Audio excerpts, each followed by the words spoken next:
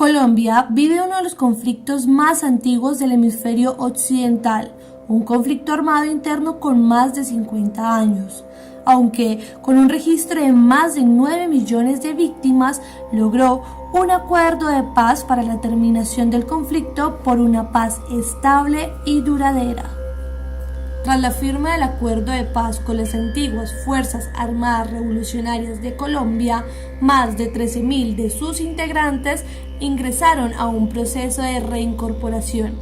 Al 2021, ¿qué ha pasado con ellos? Mi nombre es Julián Gallo Cubillos, senador de la República por el Partido Comunes, partido surgido del acuerdo de paz. Bueno, mi nombre es Janet Morales, llevo 5 años en el Tolima. Mi seudónimo de guerra era Diego Suárez, en las filas de las FARC. Y el nombre civil es John Jairo Rojas. Yo llegué aquí el 14 de diciembre del 2016. En una visita al ETCR de Antonio Nariño, en Iconoso, a 112 kilómetros de Bogotá, donde en un viaje normal serían alrededor de 3 horas, pero el estado de sus vías hace que el viaje sea de 5 horas o más. ¿Pero realmente ha habido un cumplimiento por parte del gobierno nacional? ¿Qué hace falta para que los excombatientes tengan las garantías necesarias para su proceso de reincorporación?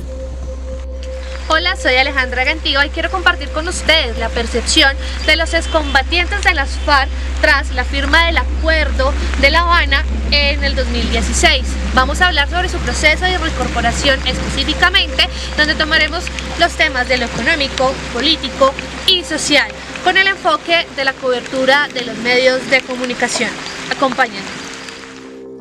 Desde la parte económica, para garantizar la estabilidad de los excombatientes para no retornar a las armas, se les generó unos recursos económicos, uno de ellos la renta básica, destinada hasta el 2019. Sin embargo, en el gobierno de Iván Duque se ha tomado la decisión de extenderlo hasta el 1 de enero del 2022.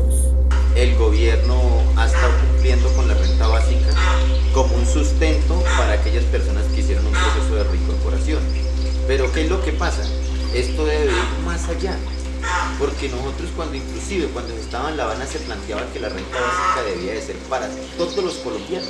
Porque en las demás cosas sí, en la economía, o sea, el mercado, en los refrigerios de los niños, en todo el resto de cosas pues ha habido mucho cumplimiento.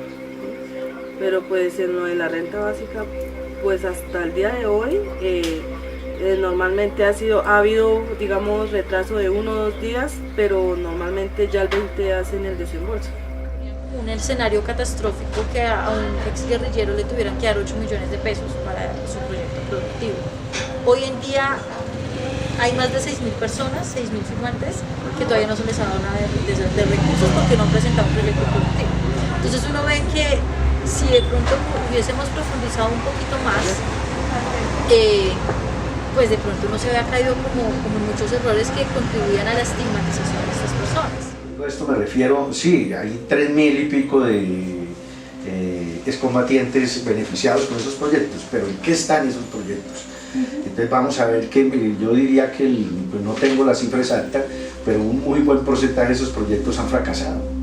Es un poco agridulce, por decirlo de esa manera, tiene aspectos positivos. Yo no voy a decir que todo haya sido negativo. El gobierno ha cumplido de alguna manera con la asignación mensual, con dar víveres a estos espacios, pero a nosotros eso no nos interesa en términos, digamos, de que no aspiramos a depender toda la vida del Estado. Nosotros lo que aspiramos es a que se nos faciliten medios y recursos que posibiliten que la gente nuestra pueda sentirse activa económicamente y productiva en términos del aporte a la sociedad.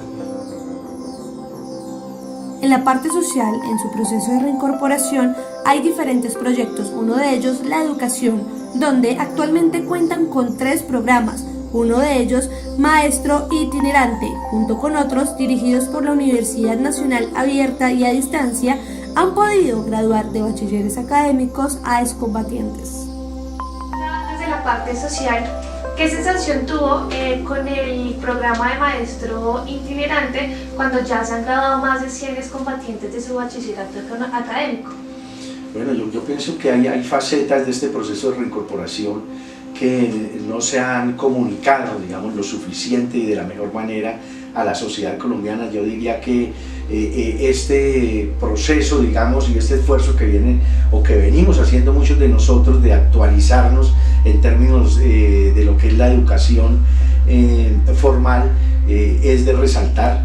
Permanentemente hemos estado viendo cómo se gradúan, digamos, distintas promociones, y eso desde luego que es muy esperanzador. Entonces yo diría que es de los aspectos como más bonitos y a resaltar el esfuerzo que está haciendo la población nuestra en el entendido de mejorar y superar su capacitación para poder tener obviamente mejores perspectivas de reincorporación.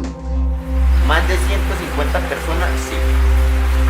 ¿Por qué? Porque el Consejo Noruego lo que hace es un convenio con distintas universidades. El Consejo Noruego le paga, digamos, bien sea a la digital, a la nacional, a la pedagógica, digamos a cualquier universidad. Ellos hacen un convenio. Después de que se hace el convenio, la universidad que queda, ellos contratan los profesores y llegan los profesores a los territorios a nivel nacional y se comienza a estudiar.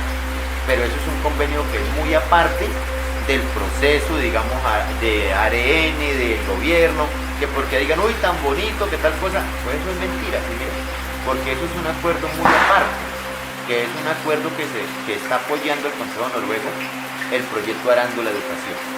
El proyecto Arándola Educación, hay unas personas que están en cabeza y liderando, que son los que hacen, digamos, como decir, el enlace, el empalme con distintas universidades. Que si vemos personas que de pronto están haciendo técnicos profesionales, sí, claro, de los que se han, digamos, ya graduado, pues escogieron sus carreras y ahí de pronto han habido apoyo de algunas entidades, sí, claro, también lo han habido. Que si hay gente que está interesada en estudiar, sí, claro. Que si ha hecho falta más apoyo, sí lo ha hecho, por falta del Estado. Y nosotros no lo tenemos.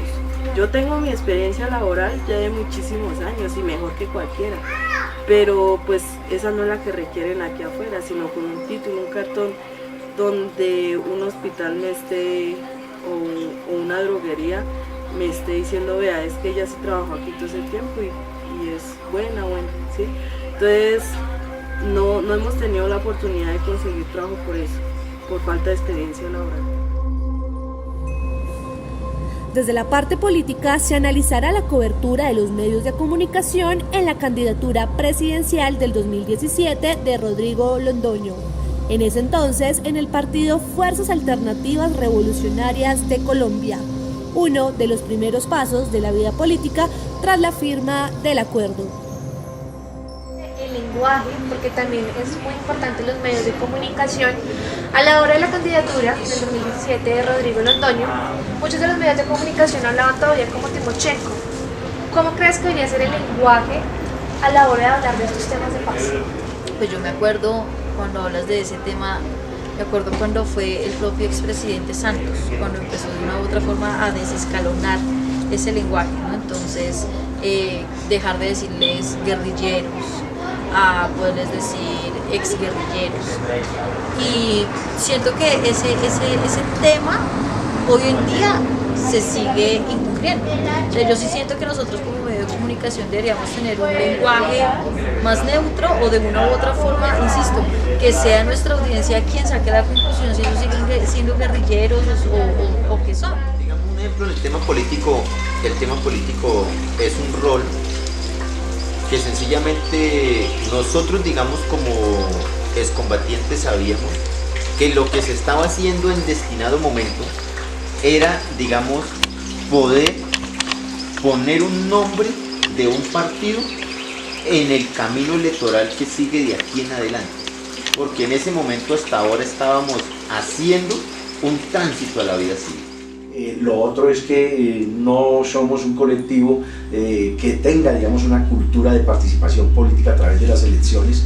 Más bien siempre fuimos obviamente reticentes a esa forma de la democracia representativa, y eso demanda hacer un trabajo político muy intenso para que se entienda que lo que estábamos tratando nosotros de lograr anteriormente a través de las armas, hoy en día debemos buscarlo a través de las elecciones, y eso implica participar con el voto. Ahí vamos a tener nosotros todavía dificultades para que la gente nuestra se entienda, digamos, esa necesidad. ¿Cómo influye el periodismo en el proceso de los reincorporados y cuál es la responsabilidad de los medios de comunicación? Mi nombre es Javier Bernabé Fraguas, soy periodista y profesor en la Universidad Complutense de Madrid. Soy doctor en Relaciones Internacionales y licenciado en Ciencias de la Información. En Colombia es un país que ha sufrido un conflicto interno por muchísimos años. ¿Cuál debería ser el rol de los medios de comunicación a la hora de informar estos hechos? Bueno, cuando hay un conflicto armado en cualquier país, el papel de los medios es clave y es muy difícil, y eso hay que entenderlo, porque los medios se posicionan en muchos países a un lado del conflicto o al otro, y son medios internacionales los que intentan a lo mejor dar un enfoque mucho más equilibrado. El caso colombiano no es diferente en ese punto. Tienes medios de comunicación posicionados en un lado y muy poquitos medios de comunicación posicionados en otro. Es decir, yo no creo que haya habido una información equilibrada, porque prácticamente no podemos decir que hay buenos y malos. O sea, yo creo que se ha actuado mal cada vez que se coge un arma para intentar cambiar una situación. Es una visión muy personal. Los medios de comunicación lo que tienen que hacer es investigar. La herramienta fundamental para esto es el periodismo de investigación. Yo creo que los medios se han empeñado en crear mala imagen frente realmente a lo que somos nosotros, ¿sí? Digamos, por lo menos diciendo de exguerrilleros y excombatientes, que es una palabra que, bueno, es en cierto momento, pues, como uno la tome, pero ellos lo dicen. ¿Por qué le seguimos diciendo guerrilla? Por ejemplo, hoy en la actualidad muchos medios todavía le siguen diciendo la guerrilla de las FARC. Entonces, nosotros somos los que de una u otra forma seguimos recreando esos imaginarios y esa resistencia en la opinión pública. Entonces, no es solamente con Timochenko, hoy todavía mucha gente le sigue diciendo Timochenko. Hoy en día la gente no sabe quién es Julián Gallo. La realidad de los medios de comunicación es que están en manos de las élites económicas y políticas que de alguna manera sienten que la paz va en detrimento de sus intereses y por supuesto hicieron eco, digamos, de todas esas mentiras que fueron acuñadas, reconocidas entre otras cosas por el gerente de la campaña del no, y eso contribuyó a generar, digamos, una animadversión y a hacerle creer a la sociedad colombiana lo que yo denomino como un caso patológico de que la paz los iba a terminar afectando, cuando es exactamente lo contrario. Porque si yo pago un medio de comunicación, yo cuento es lo que quiero que cuente, porque yo estoy pagando. Entonces, hay cosas de que los medios de comunicación lo que hacen es transversar la realidad de lo que vive el país. A través de la implementación de técnicas en el periodismo, los medios de comunicación podrían generar información de mayor calidad y, paulatinamente, recuperar la confianza de la sociedad. ¿Nos puedes explicar brevemente cuál es ese objetivo del periodismo preventivo? El periodismo preventivo se inserta dentro del periodismo de investigación, sería una de sus líneas, y trabaja muchísimo con conceptos de Johan Galtung del periodismo de paz. Lo que ocurre es que diversificamos temas y no solo estaríamos enfocándolo a conflictos armados, sino que estaríamos enfocándolo también a diversas crisis sociales, medioambientales, humanitarias, etcétera, etcétera. Eso sería como una aportación, digo, que no hacen, ¿no?, otros tipos de periodismo como el periodismo de paz, pero sin duda alguna es una de nuestras columnas vertebrales. No hay fórmulas secretas para crear un periodismo de calidad. Todo está en las bases y la ética de cualquier periodista. Que se nos ha olvidado. Contrastar fuentes, contextualizar lo que estás haciendo y ser riguroso en el trabajo que haces. Ya está. Se dice muy rápido, pero es muy difícil que se ponga en marcha. ¿Cuántos medios en Colombia, de manera reiterada, han contrastado fuentes de una manera bien hecha, numerosa, frontal, en profundidad, cuando han abordado el conflicto? Pues habría que ver todos los materiales publicados, ¿no? Pero en la inmensa mayoría no creo que haya sido así. ¿Cuántos medios han contextualizado el conflicto? O solamente han contado una parte, sin contextualizar. Han contado un hecho, un ataque, una masacre, que por supuesto, un secuestro, o el contexto de todo eso para entenderlo mejor. Esa es la clave. Y luego, cuántos han sido rigurosos en el trabajo, cuántos han querido buscar la verdad realmente, por lo menos ser honestos. Acuerdo de paz con las Fuerzas Armadas Revolucionarias de Colombia, Ejército del Pueblo, FARC-EP. Análisis de prensa de casos de reincorporación de excombatientes, una reflexión desde el periodismo preventivo. Proyecto de grado del Programa Profesional Comunicación Social de la Fundación Universitaria para el Desarrollo Humano, UNIMPAU, en alianza con la Universidad Complutense de Madrid, España.